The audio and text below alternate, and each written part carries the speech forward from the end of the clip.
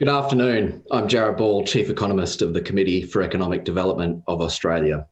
Welcome to CEDA's live stream this afternoon, Australia's Competitiveness in Economic Recovery.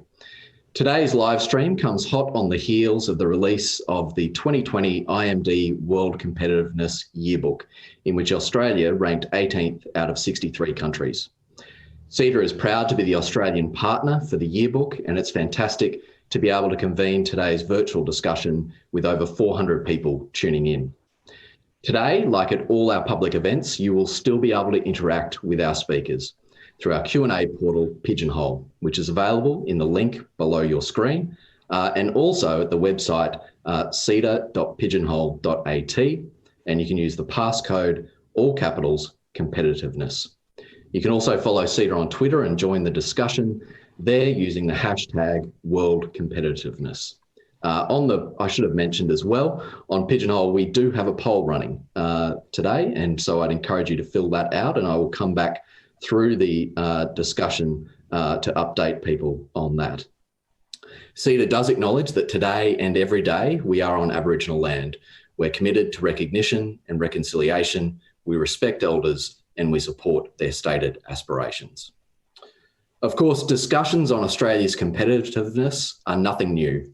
Almost 3 decades ago, then Prime Minister Bob Hawke, Treasurer Paul Keating, and Industry Minister John Button released an economic statement, Building a Competitive Australia. And in that, they stated that this tough, increasingly competitive world of 5.5 billion people does not have and will not give 17 million Australians an easy prosperity. The days of our being able to hitch a free ride in a world clamouring and prepared to pay high prices for our rural and mineral products are behind us. From this fact flows everything else. Well, with significant global headwinds from COVID-19, growing protectionism, and many countries increasingly turning inward, for the time being at least, it is clear that there will be no free rides in coming years. Our prosperity will indeed be hard won. I've got 2 people here with us today who are very well placed to discuss how Australia navigates this environment. I'd like to extend a warm but distant welcome to Professor Arturo Bris, Professor of Finance and Director of Swiss-based IMD World Competitiveness Centre. If you're wondering what IMD stands for, it's the International Institute for Management Development. And Professor Bris, I'm not sure that he's slept since the release of the yearbook, has been speaking around the world on the results. So it's fantastic that he was able to join us for today's discussion. I'm not going to read biographies, but I did want to note that as well as being the leader of the international work that IMD does on competitiveness, he is developing a competitiveness-based investment portfolio that tracks the best and worst economies. And I think there's plenty of people who would be tuning in today who would love to get their hands on that, Professor. Also, we have Penny Burtt. Penny is the Group Chief Executive Officer of Asialink.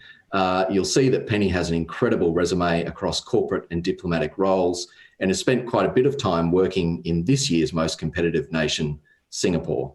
Their full bios are up on the website, and encourage you to look at that at your leisure. We're going to start today with Arturo is going to give us a brief overview of the results, and then we're going to have some moderated discussion for about 25 minutes before we go to Q&A. So I encourage you to get your questions ready and get in and fill out the poll on Pigeonhole. But in the meantime, I'll get Arturo to kick off with an overview of the results. Thank you. Good afternoon, everyone, and good morning from Lausanne. Where we are based. It is a pleasure and honor to interacting with you again and with our friend from CEDA that I visited a couple of months ago. Some of you heard me talking about the competitiveness of Australia a few times during my visit at the beginning of the year, which was actually, interestingly, my last trip of the year so far. So I missed the airport, but I'm also still getting very good memories from my last trip to Australia. So let me start by saying that Australia is a competitive economy, and it falls into the category of small countries by population, obviously, that we consider to be the success of the key to success of the future. Because in this year's rankings, the top 5 economies are Singapore, Denmark, Switzerland, the Netherlands, and Hong Kong, which are all small economies. So we call this year ranking the demise of the large economies like China and the United States, and emphasize that in the coming years, and particularly amidst the post-COVID-19 era, I think we need to realize the importance of being small, or at least of having economies that can act in a cohesive and consistent way by being small. Okay? And Australia this year is in the 18th position in the overall ranking. It has been consistent in the top 20, and this year, I think obviously the pandemic and the subsequent recession is going to be in everybody's mind. And because of the strong position of Australia, I think we need to realize that it's also relatively better positioned than others as well to cope with the recession. Specifically about the rankings as well, Australia ranks number 23 in economic performance. In 2020, it ranks number 15th in business efficiency. It ranks number 21, in government efficiency. It ranks number 21 in business efficiency, and it ranks number 18 in infrastructure. Remember that we study 63 economies in our universe, and I can say then that Australia definitely ranks among the top countries in our list. Countries that surround Australia in the rankings are countries like Finland, Ireland, but also countries like China that has dropped from 14th to number 20, or the US that has dropped from number 3 to number 10. So I want to emphasize that this year, obviously, the impact of the pandemic is heavily felt in some economies, but particularly in economies like China and the US that are large, that depend entirely on the foreign economies and exchange rate volatilities and so on, and economies that obviously have suffered also the most from the pandemic. With respect to Australia, again, something that is interesting to emphasize is that when it comes to the strengths and weaknesses of the country, I think that we have improved slightly on something that I was complaining a lot about in my presentation at the beginning of the year, which is in terms of diversification of the economy, and particularly export concentration by partner, where Australia has moved up slightly, not still to make it stellar, but has moved slightly.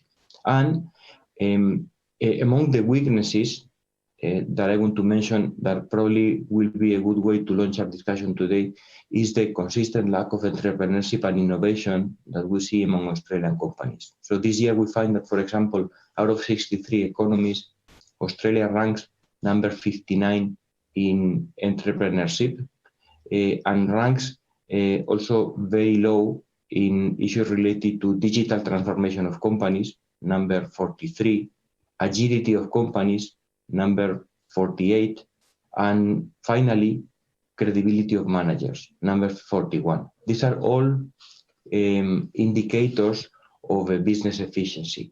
And that's also the factor, business efficiency, where Australia ranks relatively lower. Because as I said earlier, the government efficiency is ranked in number 15, infrastructure is ranked in position 18, while business efficiency is number 21. A final point that I want to make, and that will probably be also the subject of our discussion.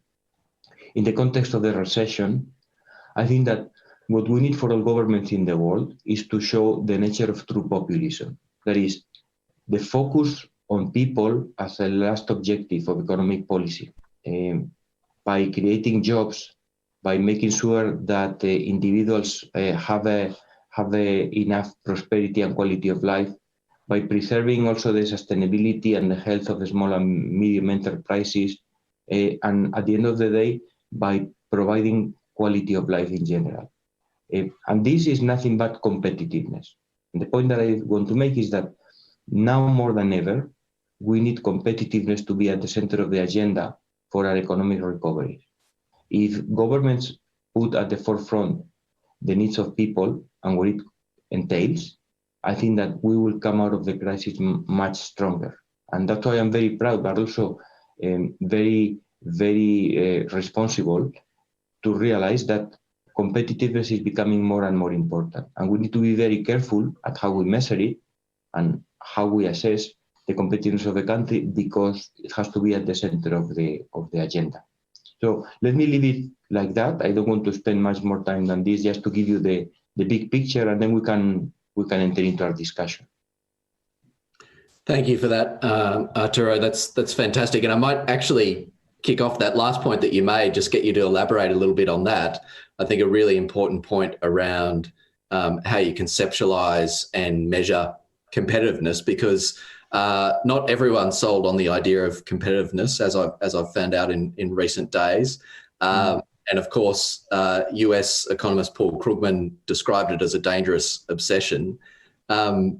Just what is it that makes this so important, and why it does, in the way that you measure it, connect back to people's lives and prosperity? Yes, because, as I wrote recently, we are measuring the damage of this recession in terms of GDP growth.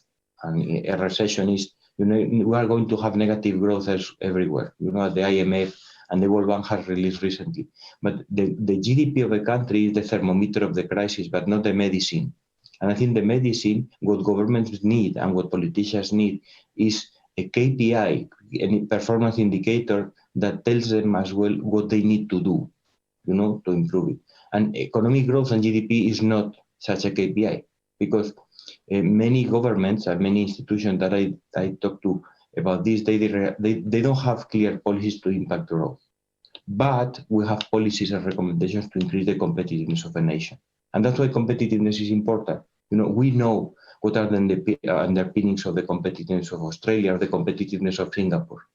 And it translates into measures that, again, involve the welfare of people, the sustainability of our economies, the productivity of our industrial system, the determination and the nature of an economic strategy.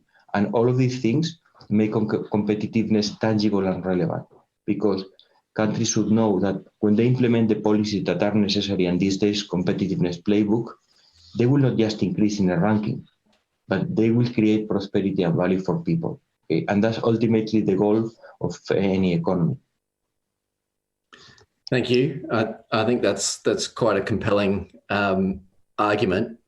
Perhaps I've got to turn to you, Penny. I think if Australians have a kind of, could be accused of having a dangerous obsession with anything, it's probably competitiveness on the sporting field. And I do wonder what we would think if we were 18th on the Olympic tally, how we would feel about that. And perhaps we're obviously have been incredibly successful over the last 3 decades and have a lot to be proud of. But we're not always, we can be a bit shy about, being a world-beating economy and the things that we do.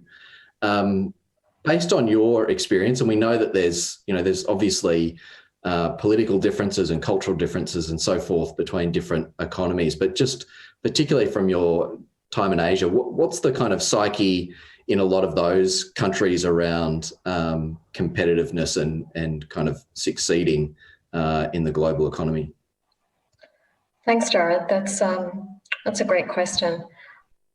I think, first of all, I would say, I think a lot of Australians would be a bit shocked to find out that we were ranked number 18 in the IMD survey, and that we actually came below countries like Hong Kong or Canada or the Netherlands.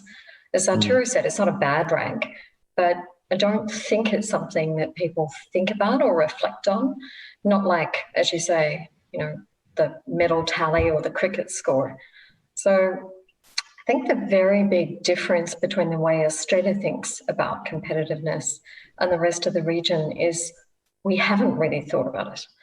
And as you say, with 30 years of uninterrupted economic growth, the mindset has pretty much been a bit of that national she'll be right, mate, most of the time, rather than that sort of relentless focus on competitiveness that's been the hallmark of particularly many of the emerging economies in Asia. You know, post-World War II, many of those economies that were newly independent had to compete against each other and were actually in a race to develop, a race for poverty eradication, long-term prosperity. So competitiveness became core to the way that they thought about their economic development. We were not so much a part of that race. Another very significant difference between the way that Australians think about competitiveness or not and what countries in the region do is, quite frankly, Australia's just not as dependent on the rest of the world in terms of our trade and investment and our GDP profile as many of the countries in our immediate region are. So, as you know very well, Jarrod, our trade constitutes about 45% of our GDP, whereas for countries like Singapore and Hong Kong, trade is over 300% of GDP. The same with investment. We're not as dependent on foreign investment as many of those countries in our immediate region in Asia. So we've been, I think, a little bit less interested in being part of the beauty contest around who's actually got the most competitive and efficient economy and who's offering the best kind of environment for business. And so, I mean, this is quite interesting, particularly in the current environment. And Arturo, clearly, China and the US, the IMD survey is very clear that they have fallen down the rankings due to the economic damage from trade wars. We're also obviously living in a world where there are now greater restrictions on the movement of people, in some cases on foreign investment, and increased chatter, at least around kind of internally redirecting supply chains and so forth. How are you seeing this all play out? I mean, what do you think next year's survey, for example, might be saying about the direction that we've taken in advanced economies, for example, on our openness to the world? Are you worried? Yes. Yeah, it's true that even before the pandemic, we were already talking about deglobalization and the situation where domestic forces and government were more important than global economy. And countries were building walls, be it through protectionism or by preventing immigration or even by restricting capital flows. So I think with the pandemic, this is going to be exacerbated. And we have indeed seen that the performance of countries with respect to the COVID-19 pandemic has been different depending on the effectiveness of their governments.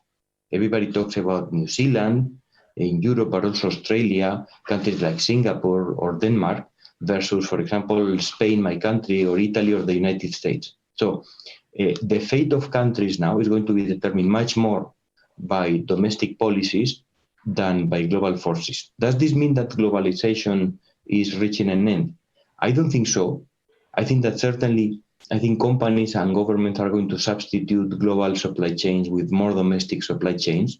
Companies that rely too much on other markets, and particularly on China, will have to rethink their strategies and diversify away from China or other remote markets physically for them. But at the same time, I think that globalization is going to come back at some point, because the globalization that we speak today is not about movement of services or goods. It's much more about movement of people, number one, which I think that is going to be unstoppable, because movement of people means movement of talent. And there's a lot of competition for talent nowadays. And also, very importantly, today globalization is also about the movement of data and the movement of technology. And that is not dependent on physical barriers. And at the end, globalization will be driven by these forces: talent flows and data flows and telecommunication. And obviously, probably for the next 1 or 2 years, we're going to see a backlash to globalization, but globalization is here to stay. and will come back. It's a really important point around the flows of data and technology and just how important that is in the economy at the moment. Penny, just thinking about this in the Asian context, there's obviously a lot of discussion around how Asian economies are looking at post-pandemic trade and diplomatic ties and so forth. How do you see countries changing their strategic focus in the region, and what sort of implications do you think that has for Australia and the links that we have? Thanks, Jarrod. I think, first of all, it's really important to sort of recognise that despite the impact of COVID, Asia is pretty much going to remain on track to account for the largest share of global GDP. The Asian growth story might be interrupted, but it's not going to go away. And that's incredibly important for Australia. It's our immediate region. And in fact, the fabulously strong growth in Asia has driven much of our own economic growth here in Australia over the last 20 years. In terms of new trends, picking up actually on what Arturo has said, I think in the Asian region, we will continue to see shifts in supply chains in the region as the US-China tensions continue. That trend is going to probably accelerate in the short term rather than go away. And we've seen during the time of COVID examples like Japan, where Japan has actually not only encouraged its companies to shift supply chains, but actually incentivize them to either shift or to reshore their companies in critical industries. That should actually be a major wake-up call for Australia in terms of trends. The IMD report ranks Australia at number 45 for international trade, 45 out of 60, and 57 out of 63 for export concentration by partner. And I think most of us know that's because China accounts for over 25% of Australia's total trade and around a third of all of our exports. Our next largest trading partner, Japan, accounts for less than 10% of our total trade and 13% of our exports. And our trading relationships with the really rapidly growing markets, which are going to benefit from shifts in supply chains in the region, Vietnam and Indonesia, for example, are well less than 2% of our total trade. So in terms of that picture, there is a huge opportunity, as Arturo said, for actually thinking through the lens of diversification in our immediate region, as the rest of the region is moving really quickly to diversify and grow greater variety in their immediate supply chains. The second opportunity we've really got is actually, I'm going to make this point, it's in terms of investment. Again, the trend in the region, you're seeing global intra-regional investment.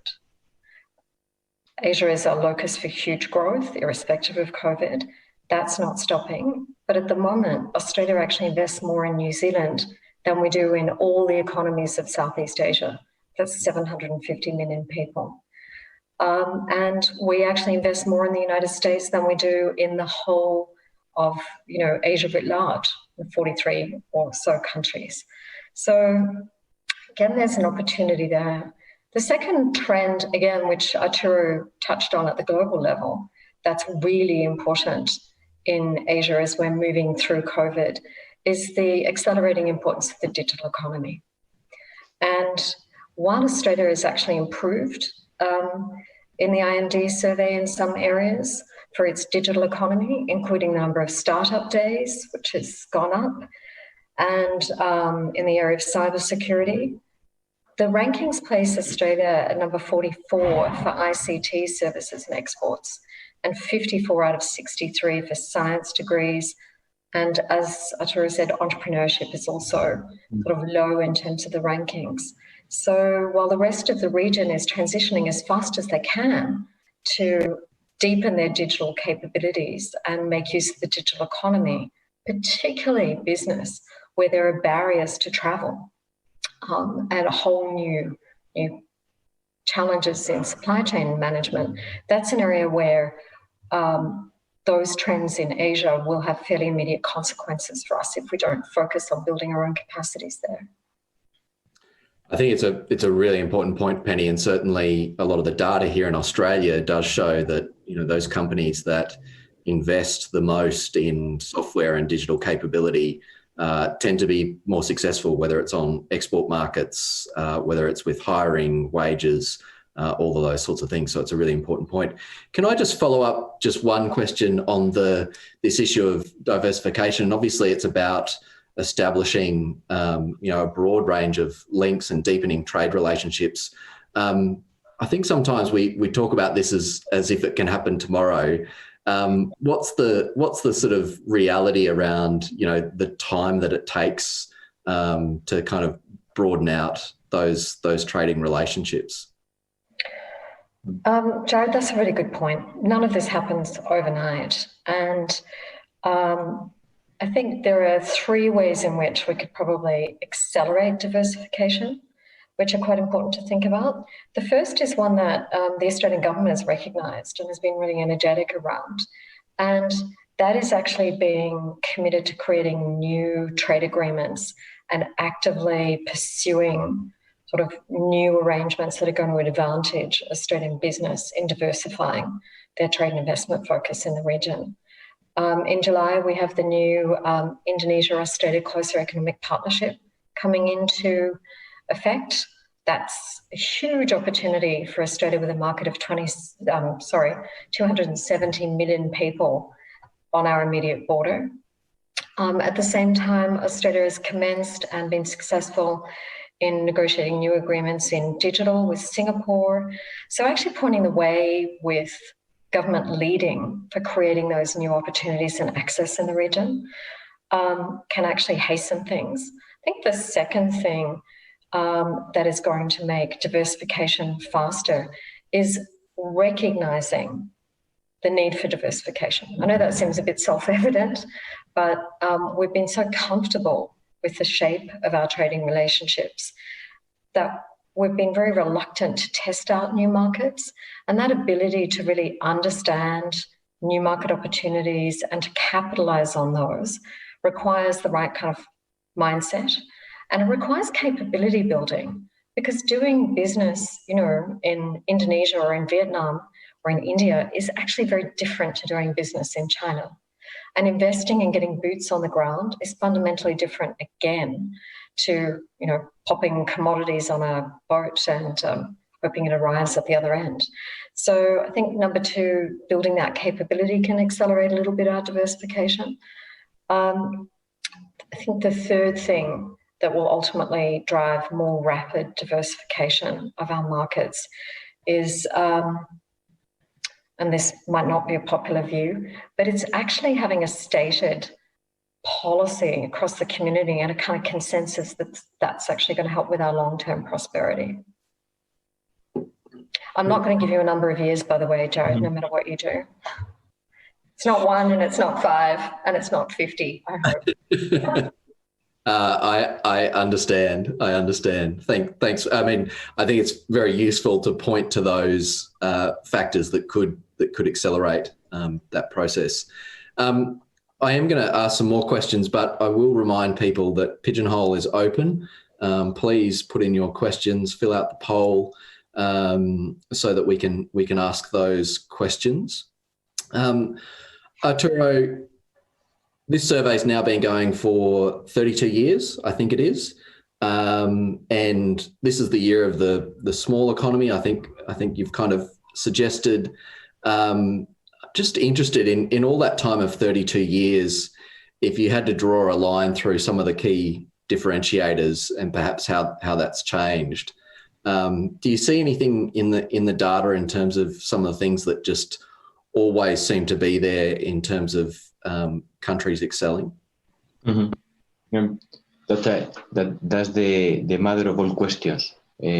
But very interesting. So I address that. I want to make a very small point about what Penny just said, because I find it very interesting and I completely agree with her. You know, if you look at the countries that have tried to diversify their economies, the best example is Saudi Arabia. Saudi Arabia, in its 2030 strategy, have explicitly stated that one of the priorities is to diversify the economy away from oil, and they are struggling to do it. It's extremely difficult. And the reason is that it doesn't matter how much internal consensus you have and how many new policies you have. At the end of the day, you depend on foreign markets. So it is very difficult. We don't have good case studies of countries that have done this successfully. About Jarrod, your question. So it's very difficult to find commonalities among all of these countries because we have small countries and large countries. We have importing economies and exporting economies. I think the most competitive economies, they share something, in my view, that is very, very significant, which is the quality of their institutions. That is, they build inclusive institutions, legal institutions, ways of representation, economic institutions that take the economy forward. So you can have a dictatorship or a democracy, but at the end of the day, these most competitive economies, what they do is that they focus on economic and social institutions that promote people's prosperity. Okay? And of course, a big part of that is regulation. Okay? So obviously, these countries, they all have a good business regulation. But regulation is not all. You also need to implement those institutions that favor, the implementation of this regulation in the right way. For example, certain values. You need to spur innovation values among people. You need to have a lack of a corruption, which is not just about regulation, but also about values and behaviors, transparency of public policy, resiliency, and the institutional environment of a country is to be the starting point.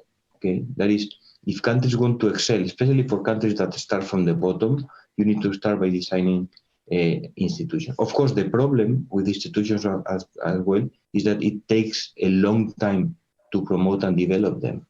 And that's why when you look at the top 20 countries, many of these countries are old economies. That is, I'm talking about countries mostly in Europe. Among the top 20 economies in the world, we have about 10, 12 economies which are European. This doesn't mean that Europe is better per se. It's just that in Europe, we have had the time, we have had centuries to develop our institution.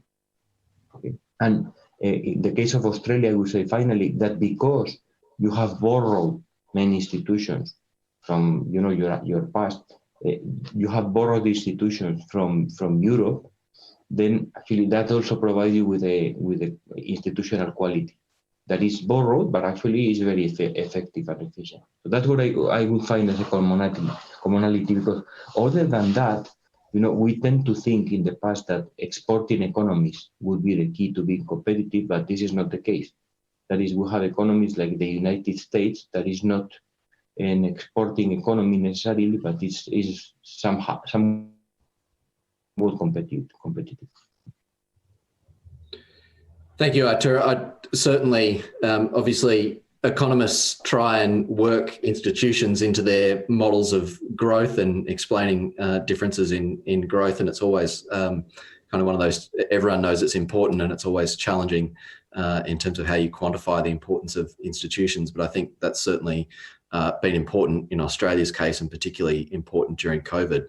I'm just going to give people an update on the poll, and then I'm going to get to some audience questions.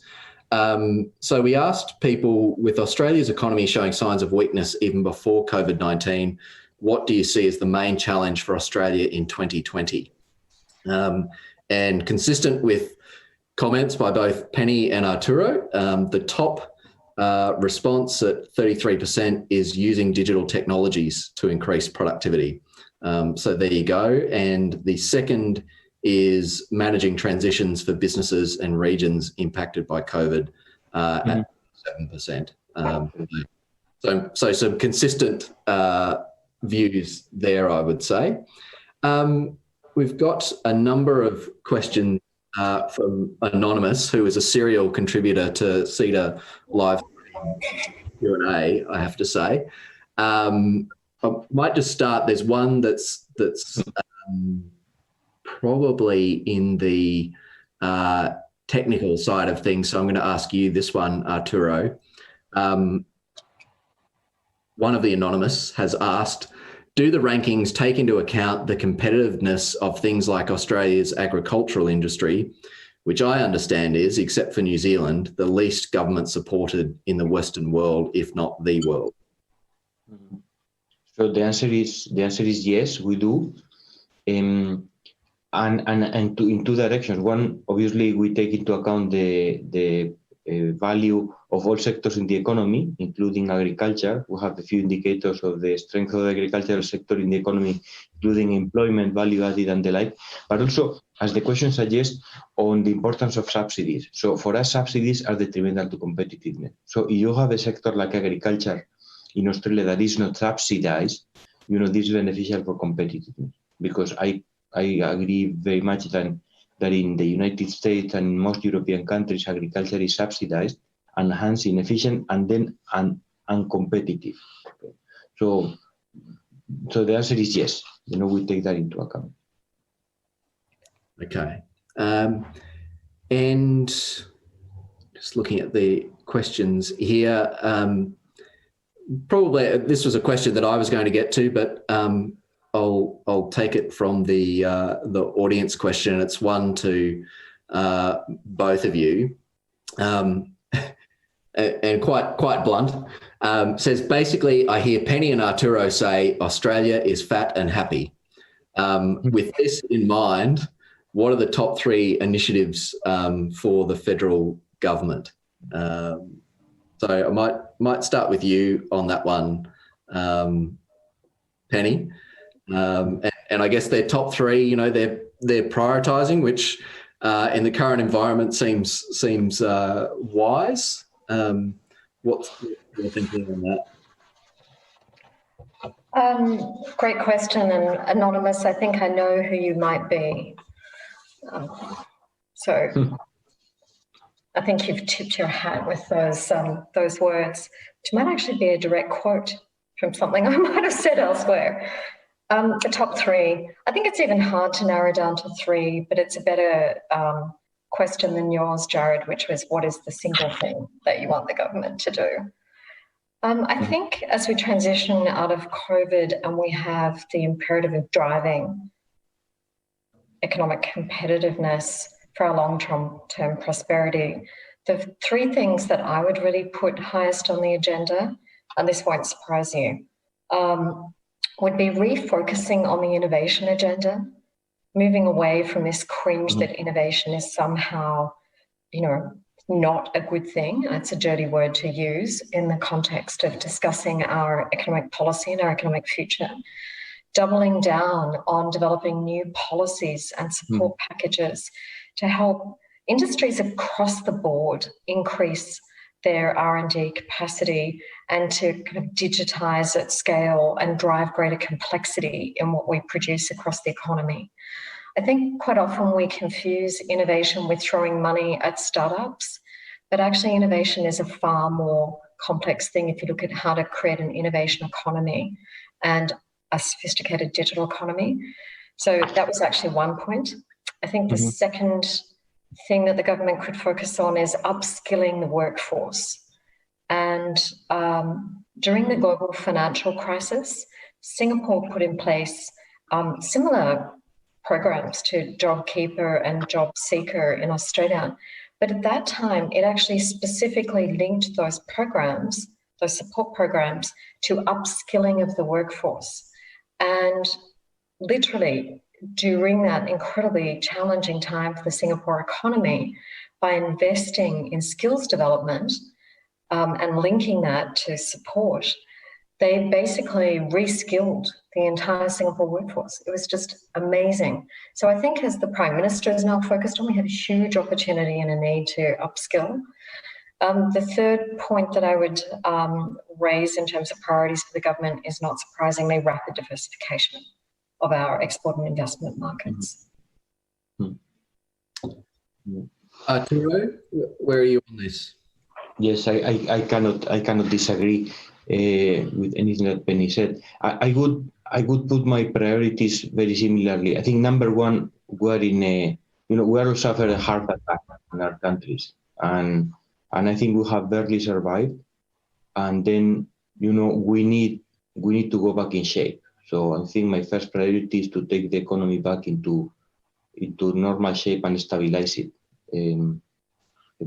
because we're going to be in a recession world, and that will be my first priority. But related to that, I think that in particularly in the case of Australia, I think that there must be a focus on innovation and small and medium enterprises. That is, we need to encourage the creation of business, and especially the support of the small businesses, the ones that already exist, to make sure that they don't suffer.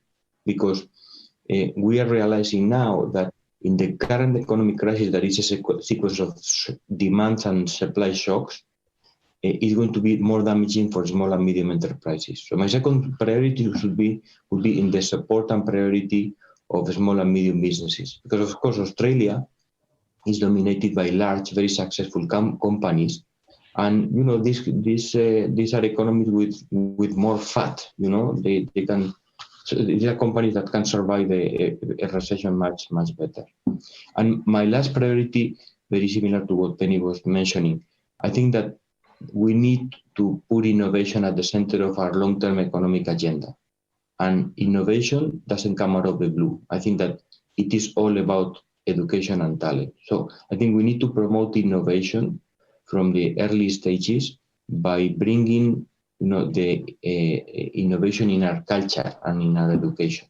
Okay? What Penny called upskilling our labor force, I think I would add to that we need upskilling, and we also need that the innovation becomes part of our DNA as a nation. Because again, remember what I said earlier, Australia is surprisingly weak in that front. And I say surprising given its economic context and given its position in the competitiveness rankings, ranks very low in entrepreneurship and innovation. Can I just follow up on one issue with you, Arturo? Tax is a big discussion here in Australia, and it didn't take long for people in the wake of COVID to talk about the need for tax reform. I think it's quite interesting when you look at the list of countries. There are clearly countries ahead of us who overall have a higher tax take, but they tend to tax capital less, for example. How important do you think the issue of tax is, and is it more about the tax mix than it is about just reducing rates? This is the question of the moment. I was in a discussion a couple of days ago with some politicians, and I think that when it comes to taxes, probably this is going to be a little bit provoking, but I think that it's now, 2020 is the year to be socialist. That is, I think governments need to become more socialist than ever, because we need socialism, we need populism, in the sense that we need to protect people. So we definitely need to increase our tax revenues in all countries. Okay? Of course, and by the way, European countries, United States, Saudi Arabia have recently raised taxes. They are all moving in that direction, because we need to finance the amount of public spending that is going to support our economies. But as you said, Jarrod, of course, here the key is what is the right taxation and the right distribution of taxes. Because obviously, when you make this uneven and then you penalize the lower part of the pyramid and the weaker part of the pyramid, then you are damaging the economy. So we need to be smart. And in that regard, unfortunately, then you cannot have common recipes for all countries. It depends on the country you are talking about. In some countries, capital is penalized. In some countries, labor is penalized. In some countries, you will need direct taxes. In some countries, you will need indirect taxation. So it depends on every country and the conditions that the country has. Thank you for that one. I'm sure that debate will continue to rage in coming months, I'm sure. I want to come to a question. It's sort of related as well to a speech that the Foreign Minister gave this week about Australia's engagement with the world and multilateral institutions. And I'll come to both of you on it, but probably you first, Penny. The question is, would increasing the number of multilateral agreements improve Australia's competitiveness, seeing as Australia relies heavily on bilateral agreements? Is it about Australia's regional perceptions? This is certainly, and just to bring you up to speed, Arturo, the foreign minister talked about the fact that Australia should not be shy and timid in terms of our engagement with international institutions and multilateral institutions. And certainly we've seen some of that in areas like the World Trade Organization, where we have worked with other countries to lead alternative dispute resolution and things like that, where other economies aren't playing. Penny, any thoughts about this multilateral versus bilateral world, and in fact, how much control we have over those trends? Great question. I actually think the issue is less about multilateral agreements versus bilateral or plurilateral. It's about getting agreements that work. And multilateral agreements where we can achieve them and regional agreements are fantastic, but often to get there, it's lowest common denominator. And as we've seen in the World Trade Organization, the capacity for some countries to frustrate the process and, for example, the World Trade Organization's dispute settlement process has had to grind to a halt. It can be very difficult to actually achieve your ends in the multilateral. It's a great aspiration and valuable agreement, but tough. Sometimes bilateral agreements actually offer faster ways of getting there. So do plurilateral and regional agreements. There's a great new example in the digital area where New Zealand, Singapore, and Chile, 3 of the CPTPP partners, have forged ahead and understand that crucial as we're developing more sophisticated digital economy capacity and global data flows are exploding. We have AI. We've just gone on and said, we actually need disciplines around trade here to ensure that we have free flow of data, that we're actually creating a digital economy set of disciplines that match what we have in goods and services and are fit for purpose. It's going to be very, very difficult to get a multilateral agreement or a global agreement in that area. So I guess another way of looking at this is not, from my perspective, is it multilateral, is it bilateral? It is what is going to be fit for purpose and actually allow you to make the progress you're looking for. Point 2, although we have lots of bilateral agreements for Australia, very few of them are used by business. One of the great shames in this fabulous array of trade agreements we've got is that despite all the efforts of the government to educate our business on how to use them, those agreements are not invoked as often as they should be, and not as many companies benefit from the market access and concessional arrangements that they have available to them. Thanks, Penny. I think that's an excellent point in terms of the utilisation of free trade agreements, and clearly something where we can work a bit harder on. Arturo, do you have a view on this in terms of kind of the where we need to go in terms of fit for purpose, institutions and agreements in future?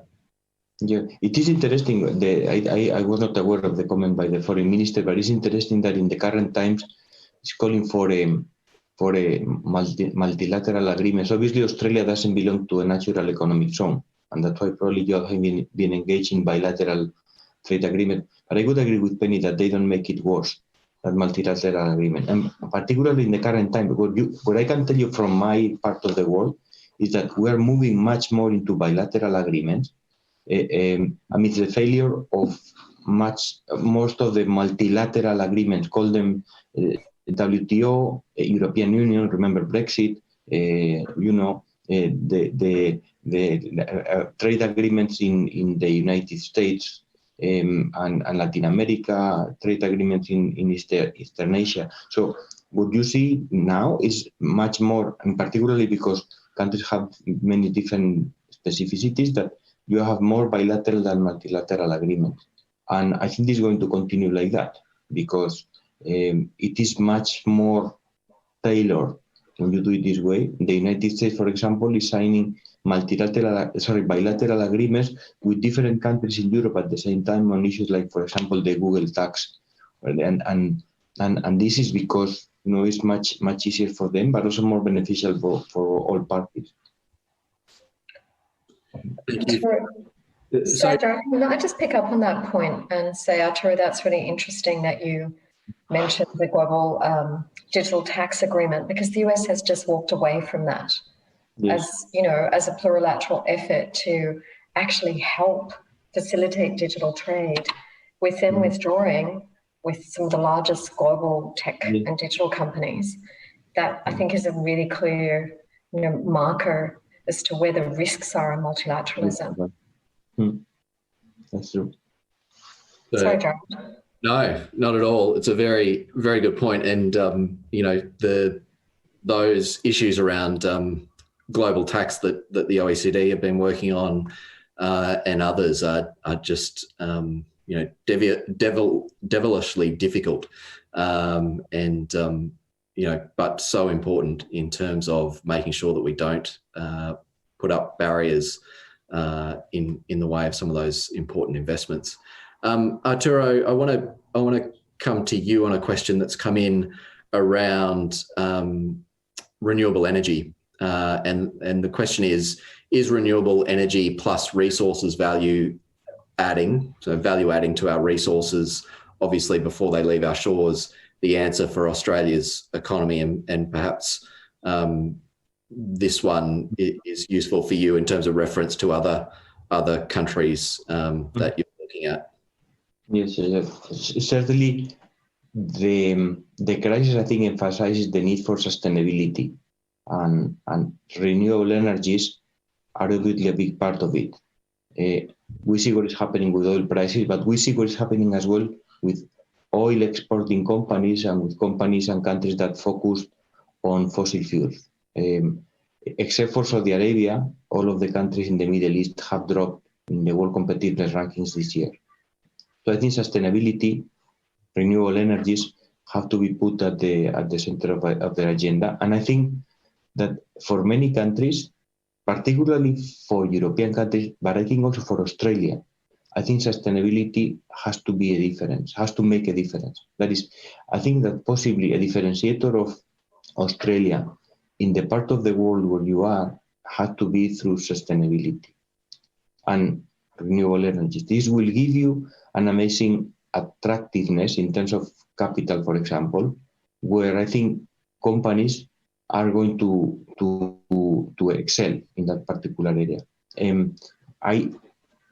If you look at our rankings this year, Denmark goes to number 2 position, surprisingly, but also, clearly showing the route for their economies.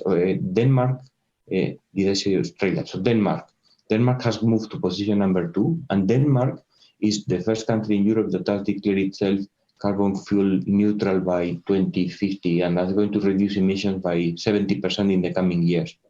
And what Denmark is showing is that this is a value-creating strategy for the country, because it provides a license to operate for firms and businesses, and then customers then are willing to accept that. And in the particular case of renewable energy, I think the same is going to happen.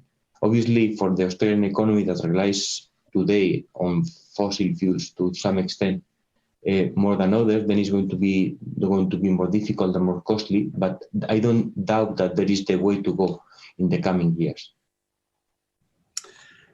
Thank you for that. And perhaps just sticking with you for a minute, Arturo, the question, I think, relating a little bit to your point before around, the kind of impacts of restricted flows of people versus data versus technology and everything else.